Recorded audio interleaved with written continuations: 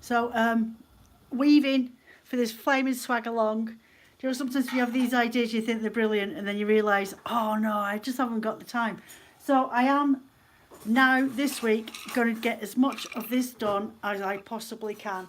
I've probably got the equivalent of about a metre or just over woven. It's taking me a bit longer. Partly, the actual hand spun's not too bad to weave with. But what the problem is my shafts on the back of my loom here.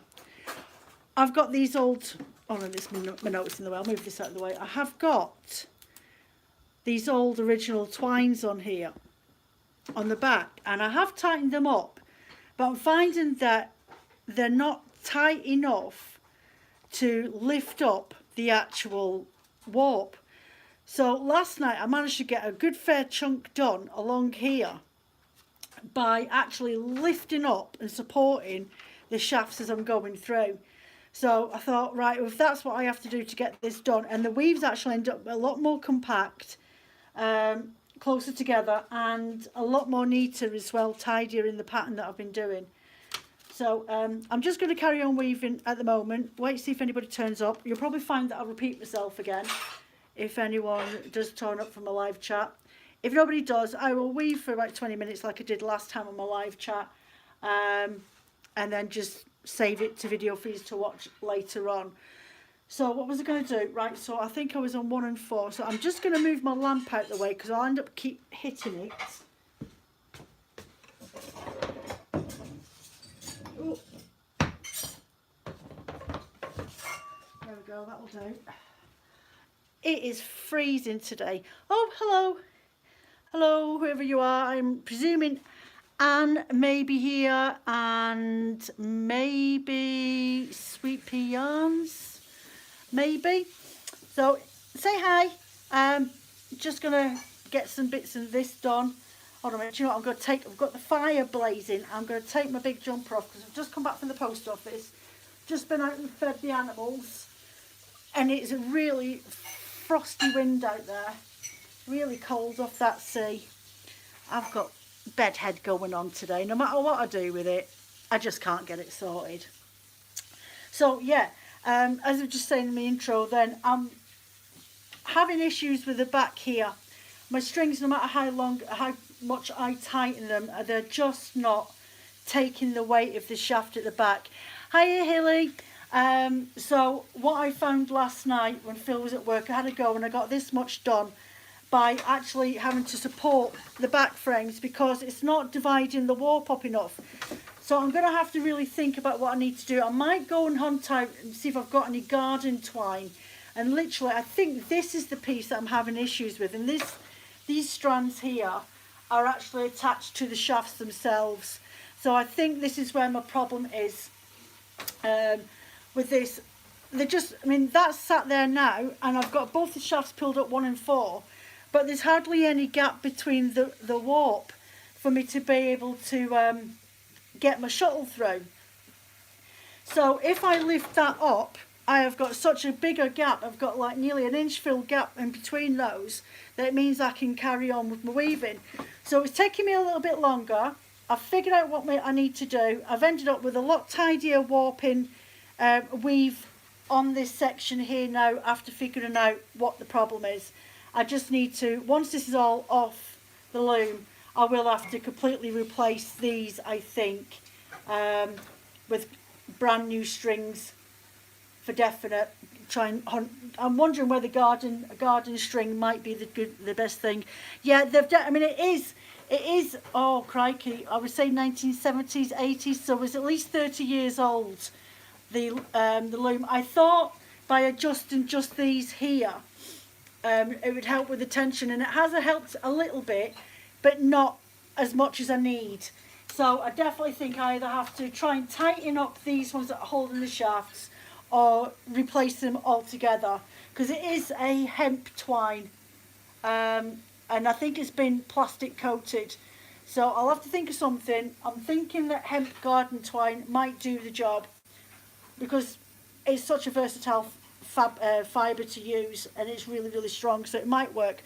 So yeah, it's not as the yarn's definitely not as sticky when I'm doing that, and I'm getting through it a lot quicker than fiddling about having to pluck the warp. So that's the problem I'm having with this. It is an old machine, so you have to just find your way. Use polyester or nylon fishing line. Okay, I will have a look for some polyester. It's going to be a really thick, as I say, this is definitely some sort of hemp twine.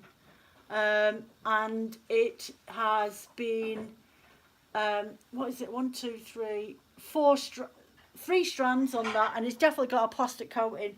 But I will definitely hunt for something. I might even phone up Weft Blown and see if they can come up with any suggestions for me, because I need to phone up anyway, because I want to replace these wires at the back on my shafts and replace them with the, oh, what's that stuff called again?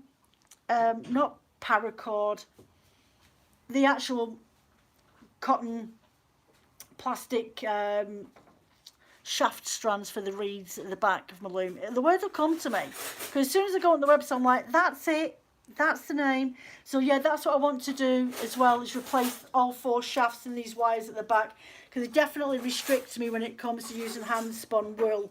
I can see the fibres getting quite fluffy as they're coming through it. Not a major problem. I'd like to be able to use thicker yarns, especially if I'm using this larger heddle at the front here, this beater here, because it's quite a wide one, and it does restrict what type of fibres I can use. So having the wires on the back. So we're at 1 and 4, so I'm on 3, 3, 4 on the other side. So bear with me, I literally have to grab them and make sure I use the right hand, pull them up, and then I can, or I'm in the wrong side, this side, pull them up, and then I can get through. Oh.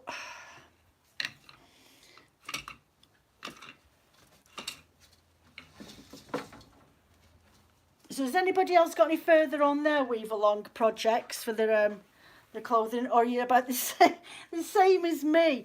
I've done, the Easter bundles went off last week, so it's like that was a week and a half's worth of work, and I just couldn't find the time, and I had the batty clubs go out the same week, so I've literally done little sections, probably a couple of inches every couple of days, but not as much as I would normally put into doing this. It's been a little bit frustrating, but that's just the way things are, isn't it, really, at the end of the day. Right, 2, 3, so I literally have to lift up 2 and 3 together to get through the back here. There we go. It looks fiddly, but it's not as fiddly as what you, compared to what I was having to do.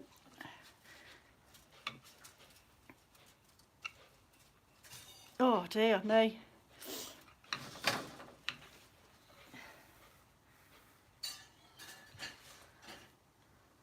And I've been adding in some art yarn as well along here. You can see this texture, but I just thought it'd be a nice effect somewhere in the weaving of my kimono jacket. So yeah, 3, 4, 3, 2, 1, 2.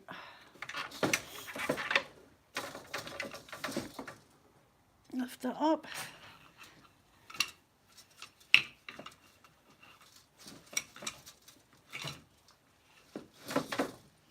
Make sure it's over my extra threads at the end. Oh, what are you stuck on? Pinch. 1, 2, 1, 4.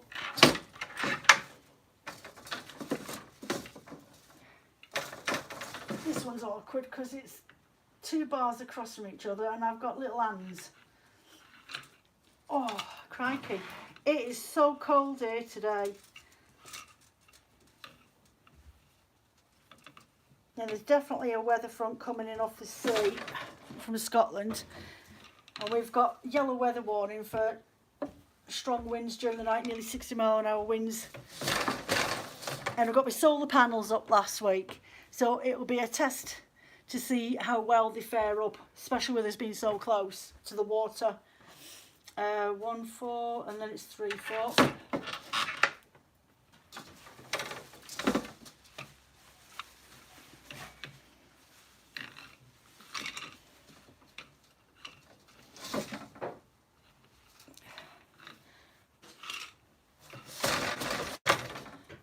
3, 4, 3, 2.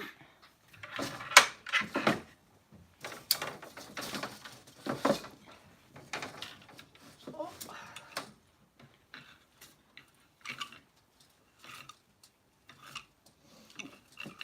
The pinch one, you shouldn't be doing that one.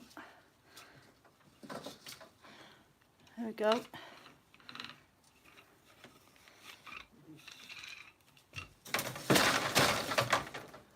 3, 4, 3, 2, 3, 4 again. So it's literally just a repeat. Though on my pattern, even though the numbers look like they're different ways round, it's just a repeat of the exact same thing again to get like this lovely. It looks a bit like a basket weave, but with a slight zigzags that are going through it, and you won't see it until afterwards when the cloth's been washed and it's loosened up and bloomed a bit. But yeah, it's actually quite nice, and I like the sort of tweedy texture that's going on in there as well. And me, I can't just weave a simple cloth without adding anything, and that's why I've added in this art yarn from the harvest shawl that I did last year, and I gifted it to Liz, Dizzy Lizzie Yarns, that you guys see when I do my live chats now and again. She'll pop on, so she got that golden and brown hand spun shawl last year as an early Christmas present from me. Right, so where are we at? 3, 4, and then it's 3, 2. No, 3, 4 again. 1, 4. So another awkward reach. 1 and 4 with my little hands.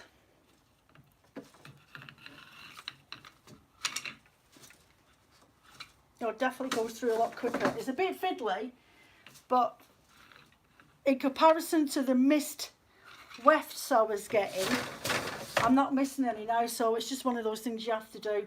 And once you get into the rhythm of it, it's not a big issue, really. So what's everybody up to? Is anybody doing any sitting, doing spinning, or you sat felting while I'm doing this? 1, 4, 1, 2.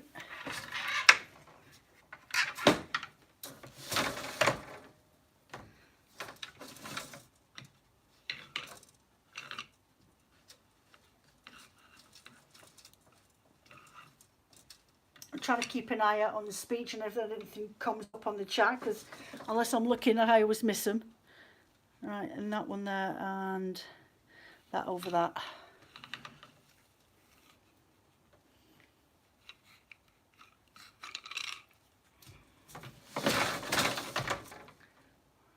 One, 2, 2, 3.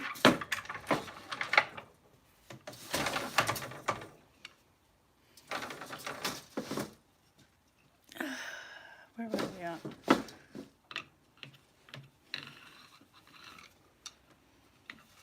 Oh, don't pop out.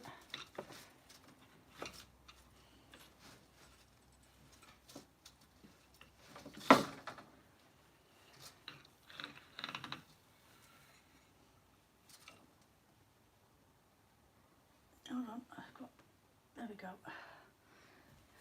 That one tight enough there on that side.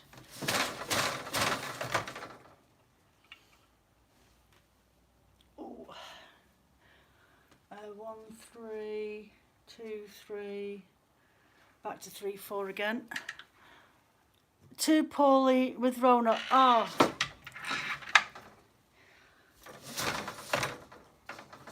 you've got COVID. Trying to think what Rona was then. I was thinking, Rona a dog, a kid, grandkids? No, it's going to be a corona. So you've got that. Do you know, we've been really, I'm going to touch wood now. We have been really lucky. We haven't had anything. Not that we think. I mean, when we were poorly back in November, Phil did the COVID test. I think twice maybe even. And it came back negative. So that's why we were definitely convinced we had some sort of laryngitis. But you just don't know, do you? I mean, you could get false positives even on a couple of tests. But it took us a couple of weeks to get over that. But it must have been laryngitis, because laryngitis can knock the floor out of you. 1, 3, 4, 1, 4. So you lay on the sofa, Hilly, feeling sorry for yourself. You're sat watching me on telly. I've tuned it into the skybox and I'm warping up a rigid headle loom. Lovely play scarf birdie. You've tuned me in. Yeah, you can do that with a phone, can't you? Is it RHS or something like that, and it does the stream onto the TV. 343414. Thankfully, I haven't got eight shafts in this. I completely lose count. I think 1 to 4 shafts for me is more than adequate when it comes to my memory banks. I remember what I'm doing. So, Birdie, did you like your Batty Club? I've just put the post out for this month's breed, which is camel, and I'm going to blend de-haired baby camel. The wool came for the Batty Clubs yesterday, and it's stock order. I always like to order it in well in advance, and I'll get them dyed up next week. But the colour is absolutely amazing, and it's in the thoughts of, yeah, I know it's you from Fine Yarns.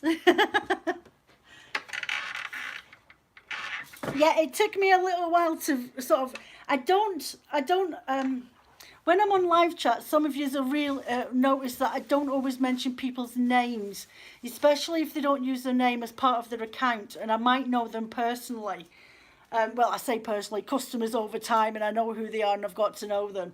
And I just think it's that privacy thing. I don't want to say people's names unless they actually say, just call me such and such. But then, the other hand is my memory. I don't remember names. I'm a nightmare. I'll never forget a face, but when it comes to names, it takes me a while for the information to stay inside my head. And then when you're talking accounts with the actual name, it takes even longer for that to stick. But because you've got such an unusual name, I definitely do associate you with Fine Yarns. So that's stuck in there. It's going to be something really, really unusual for it to stick in my fibro fog brain. I am just going to plug you in on the off chance that my phone decides it's not happy. Though it is on about 80 odd %. But you know what it's like. Flaming technology is a nightmare. Right, let's see if we can balance that extension. Oh, a sec. There we go. I'll use my wooden stool. Yeah, so I'm a bit clueless. Never forget a face. There was a time when I was a teenager and I lived in Colchester. My dad was posted to Colchester, and one of my second boyfriend ever in high school in second year was a lad called Scott Wilson, and his dad was in Green Jackets. And the Scottish regiments and English regiments were never really got on that well. But Scott Wilson lived around the corner from us. And his big brother, Mark, was the DJ at the local youth club on the camp, on the base. And we went out for a little while. Me and my sister used to call him Double O Comb. Because he was a big tall lad. He was even by the time he was 12, 13 years old, he was like 5'10". Here's me, 4'3". But I was tall for my age then. I've not grown much taller than that, maybe an extra inch since I was 12, 13. So I've started seeing him, and he was a really lovely lad, but we did take the mick out of him. We called him Double O Comb, because every time you see him, he'd whip out his comb out the back pocket, and he would sort of spoof his hair up, and it was quite hilarious. And he was the first lad I ever proper snogged, and it was like kissing a Hoover. It was just all over the place, like some gigantic octopus that sucked the lips off me. And anyway, long story short, about 5-6 years later, now I'd moved to 3 different towns. Hold a minute, I went off to boarding school in 88, September 88, I went to boarding school, and I never saw him again after that, and flew back and forth to Germany 6-7 times a year with my sister in tow to go with my mum and dad's. And then we left Germany, went to Edinburgh, stayed there for 6 months, and we ended up in a camp just outside of Kirkham called Wheaton Camp, just on the outskirts of Wharton, and I can't remember the other village on the other side. So we were a mile between 2 different villages, and we were in the middle.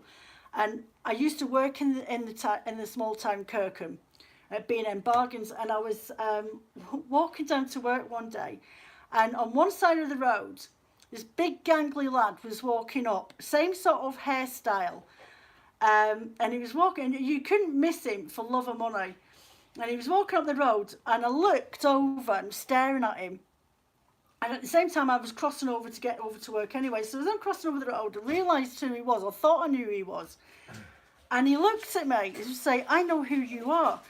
And we both literally crossed paths. He went one direction, I went the other. And within the space of a few seconds, we both turned around and went, Scott Wilson. He went, Joe McIntosh. I went, oh my God. And of all the worlds and all the places, I'd bump into you in Wesham.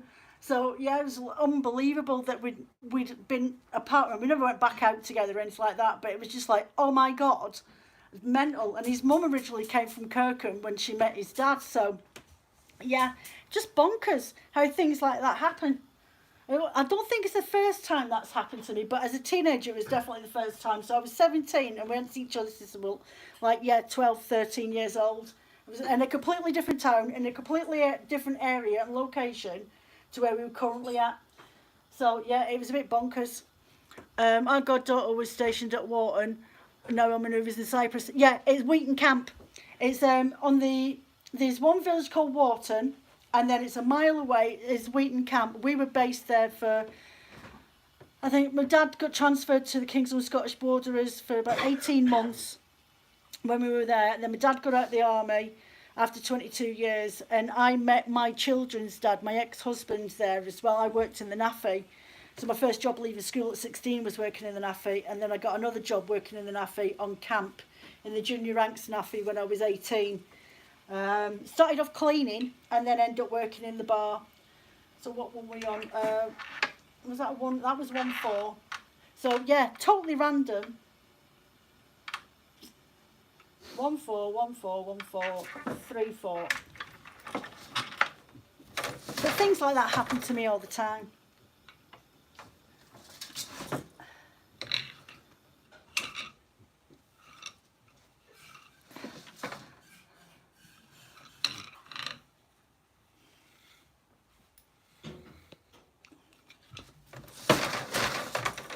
Three, 4, 3, 4, 2, 3. So yeah, bonkers life. I've lived probably in every corner of the UK.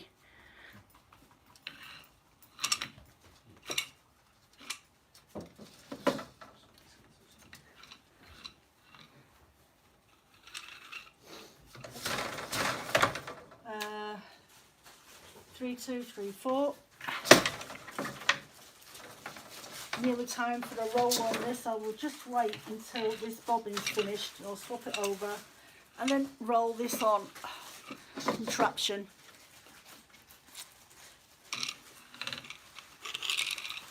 So, school holidays. How many of you got kids at home driving your potty already and it's only, what, day 3? 3, 2, 3, 4, 4, 1.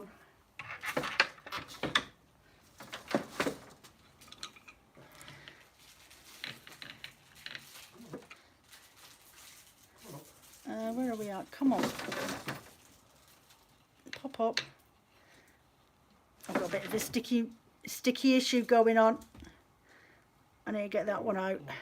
There we go. Sometimes the warp gets stuck under another because the way I've had to warp this up is flipping annoying a little bit when you do certain ones. Leave them alone. It's just getting closer. It's getting to that point where it needs. There we go. Empty bobbin. It needs wound on a bit because I can only wind it right. So this goes flat and then it goes down, and when I'm rolling it on, I can only go as far as this ridge where it starts to tilt. So when I get this far back, I can go as far as there because it's too far away for the pedal to get to, the beater to get to it. So I have to sort of average that. So I only literally get to weave, and then I get to this point, and then the yarns start to get a little bit sticky, and I've just got to fiddle and tweak with them a little bit, otherwise I end up losing wefts in between. So it feels like a bit like a farce.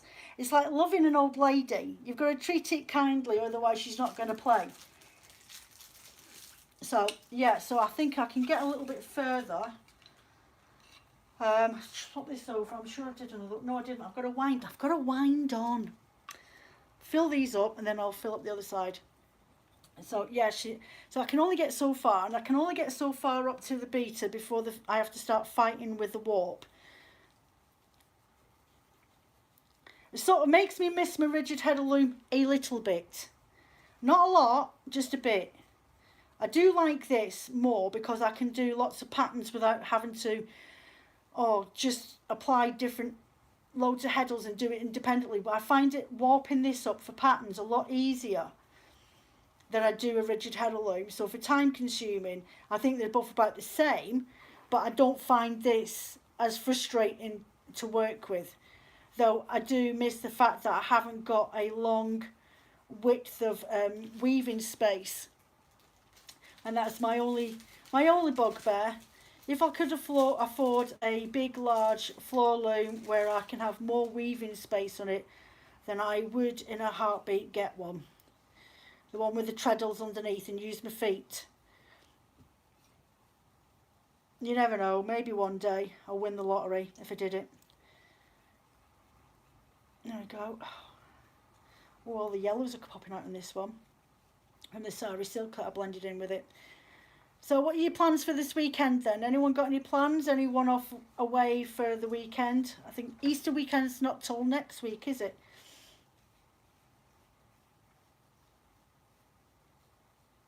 I know the kids are off up here already for Easter holidays. There's far too many children running around like lunatics.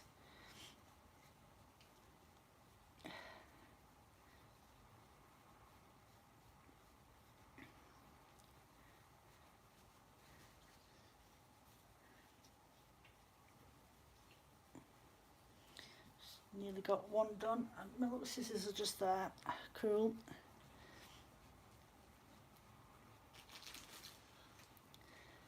Get that on there. Gonna have to get the spinning wheel out and spin up some more of this, I think, later on.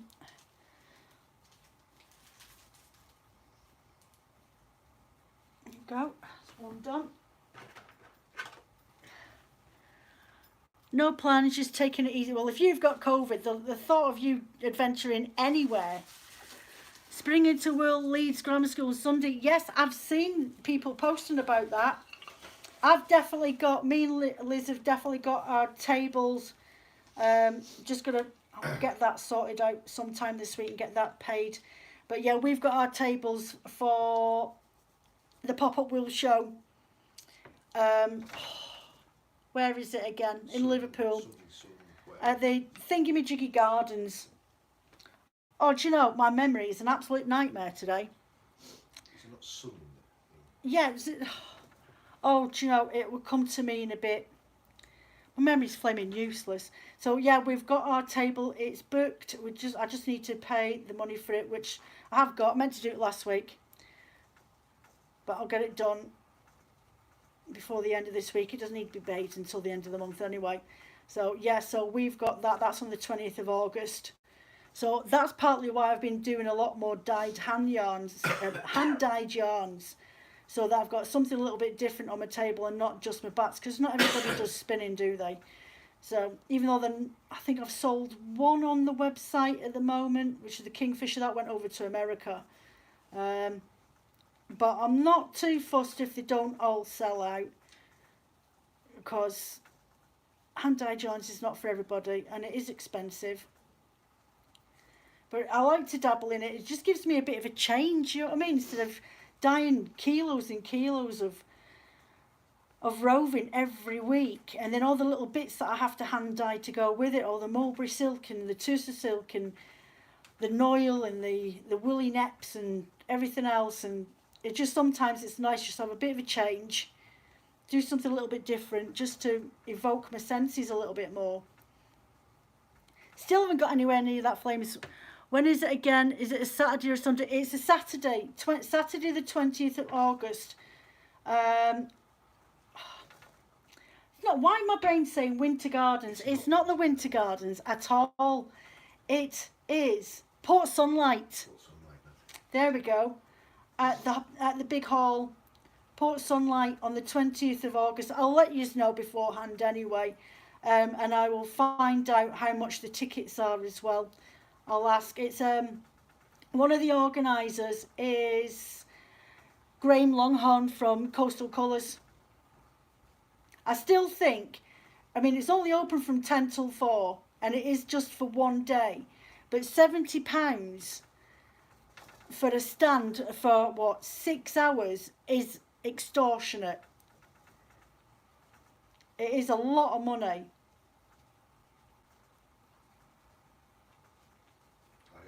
But it's not so bad the fact that me and Liz are sharing a stand together. Your shop's, sorry I missed that, Bridie. Your shop's nearby. I'm sure you've said before that you're just round the corner from there. Right, that's 2 wound up. I've got that much left. So bear with me. I'll pull you back a bit so I can get in to winding this on.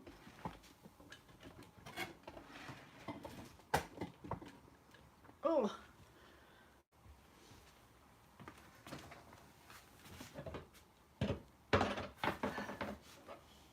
I've got old kitchen scale weights that I'm using for my slimmage angel and my extra strands that I put in near Bolton. You'll have to come through. Oh, right.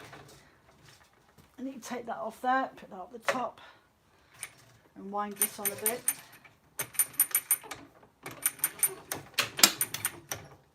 I have no idea what she's for. Oh, my scissors.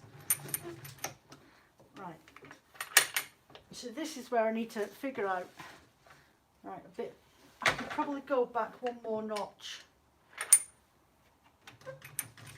No, that'll do.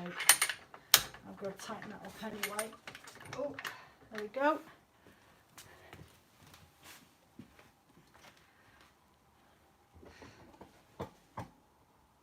It's easy enough.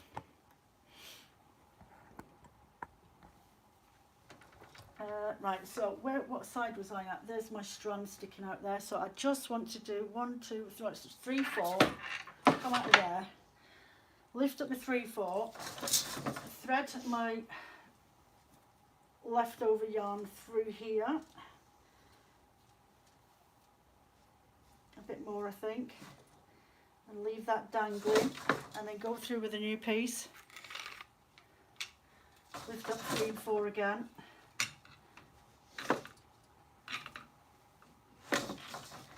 3, 4. Right, this one keeps coming out and it's not catching, so I just need to have a fiddle about with that and catch that again for a bit. I'll leave a tail for me to cast, so go along here, pull out 3 warp ends across from my other dangler, this one here, and then that makes a magic join, and that's that. So I just want to, a little bit bouncy, I'm going to try it a bit more. 3, 4, 2, 3.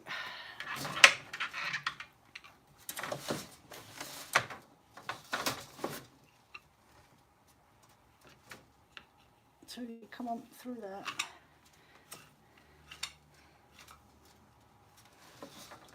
Lift that over. Pinch my end. Right, come on, there we go. I need to pop round and roll up my weight. It's too loose on this side. So I'll just literally get me, where is it, here. So I'm using old scale weights from a vintage scale that I've got that hides in the cupboard because I can't figure out.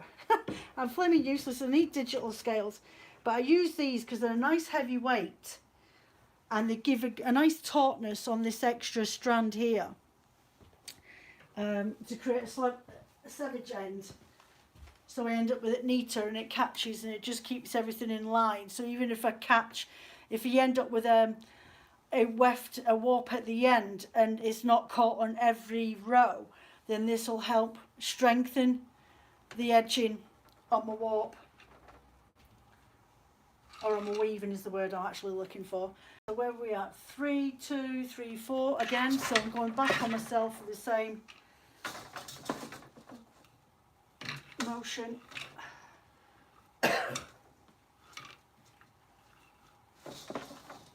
and then under, pinch my end. Right, 3, 4, 1, 4.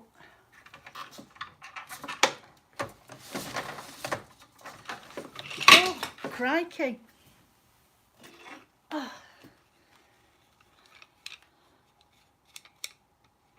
And roll that on, it's falling out all over the place. Oh, what else up to? So yeah, so I'm just now thinking about colours to do for next week for listing.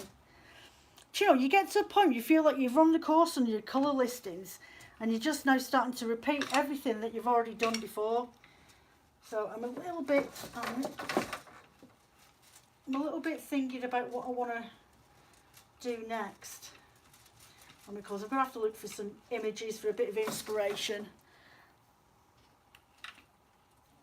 But next week should be 100-gram bats and mini bat selections.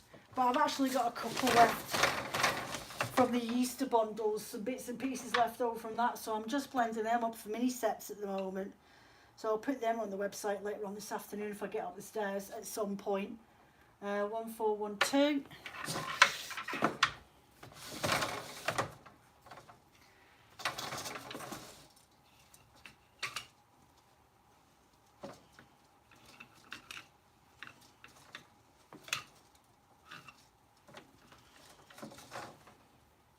And under.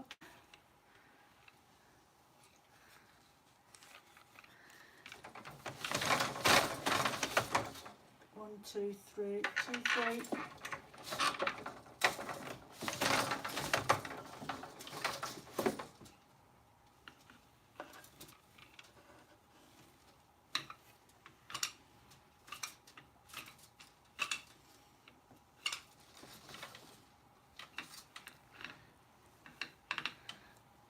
So yeah, that's about it really.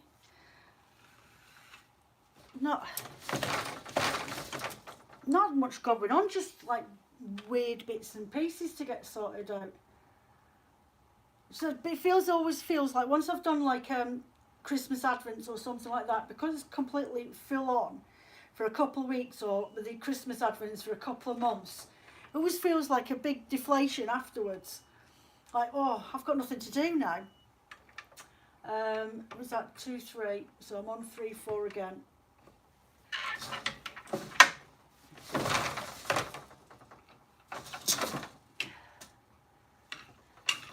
Oh, so it's like a giant big come down from doing something so energetic, or your mind's always on it all the time, and then you're back to like, oh, what shall I do now? And 1, 4, then back up to 1, 4, then 1, 2, and then it's repeat.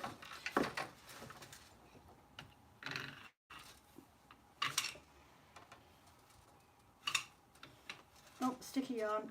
There we go. Come on. And so if you've never used slavage ends, you know, where you put this extra strand on that complements your weaving. So like here I've just used the linen twine that I've used for plying my wool with. You want to put some sort of weight on the back of it. You can buy weaving weights. I've never ordered them before, but if you want me to find out where to get them from, I will have a look and do a bit of research on it. But it should be any type of weaving supply with a proper heavy, like a clay weight type thing. But once you've got this in place, you want to make sure that it's at least one gap away from the end of your last warp thread.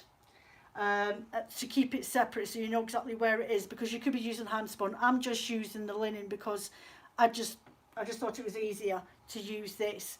But when you're going through on both sides like now, so I literally went over the top of it here, and then I go under it on this side. So now I'm going to go over the top of it, so I'm just going to completely ignore it when I go over now. So I want a 1, 2 shaft put up. So I'm going to go 1, 2, and I'll go over that, over the top of that slip edge, or salvage end or whatever it's called. You know, it's one of those words you're never quite sure if you're pronouncing it right.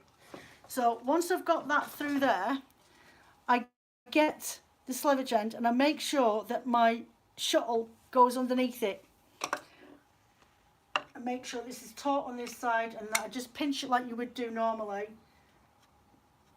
And then pat it down, and then you'd once more again, back again. And then where that was then, I'm just going to completely ignore it. That means that I'm literally going over the top of it. Hold on a minute, let me get this the right way around. I'm literally going over the top of it.